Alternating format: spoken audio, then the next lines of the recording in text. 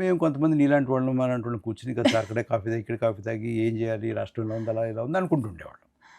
అనుకుంటూ ఉండగా ఆంధ్రప్రదేశ్ అప్పుడు ఉమ్మడి రాష్ట్రం కదా, ఆంధ్రప్రదేశ్లో కాంగ్రెస్ మీద కోపం వస్తే టీడీపీకి ఓటేసి, టీడీపీ మీద కోపం వస్తే కాంగ్రెస్కి ఓటేసి తప్ప ప్రత్యామ్నాయం లేదు. థర్డ్ ఆల్టర్నేటివ్ మంచి ప్రత్యామ్నాయాన్ని ఒకదాన్ని ఇక్కడ నిర్మించాలి అనుకో, అది ప్రజారాజ్యానికి నాంది.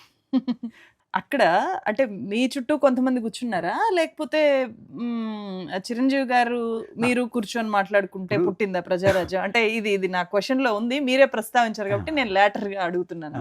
చాలా మంది ఏమనుకుంటారంటే ప్రజారాజ్యం పార్టీ ఒకరిది అనుకుంటారు. చిరంజీవి గారు స్టార్ట్ చేశారు అనేదే ఉంటది రికార్డ్స్ లో కూడా. రికార్డ్స్ లో ఉండదు.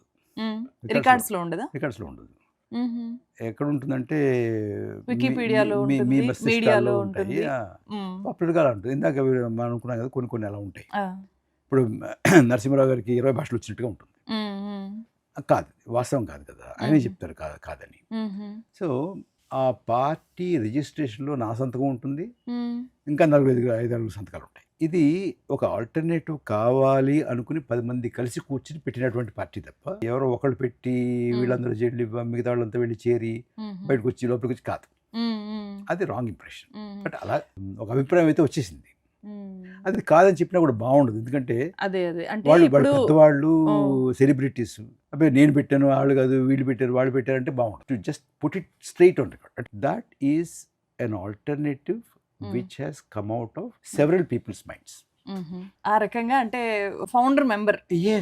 మీరు నేను పార్టీ రిజిస్ట్రేషన్ ఎలక్షన్ కమిషన్ కి ఇచ్చినటువంటి కాగితంలో సంతకం ఉంటుంది, దగ్గర ఉంటుంది కాగితం, ఎక్కడ చూపిస్తారు ఎప్పుడైనా. అయితే నేను అనుకున్నటువంటి దారిలో కాకుండా దారి తప్పుతోంది, టికెట్లు అమ్ముతున్నారు, ఎక్కడక్కడ లాలూచీలు పడుతున్నారు అనేది నాకు తెలిసిన తర్వాత ఎన్నికలకు ముందే నేను పార్టీ నుంచి బయటకు వచ్చాను. 2-3 months ముందు, అంతే కదా? అంటే అప్పుడు మీరు నర్సాపురంలో మళ్ళీ పోటీ చేయాలనుకోలేదా? ప్రజారాజ్యం నుంచి అడగలేదు, అట్లాంటి ప్రపోజలే లేదా?